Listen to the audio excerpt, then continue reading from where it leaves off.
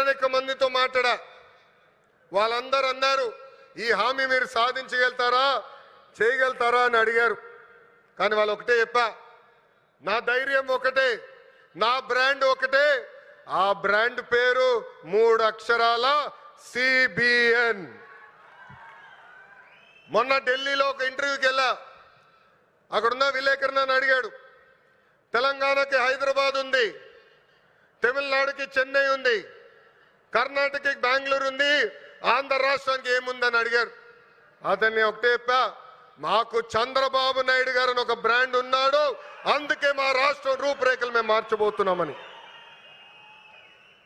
2024 ఎన్నికల్లో psycho పాలకుకు bye bye చెప్పి cycle, glass, కమలం పాలన మనందరం కలిసికట్టుగా తీసుకొచ్చాం. గెలిచిన మొదటి రోజు నుంచి ఉద్యోగాల వేట మొదలు పెట్టాం.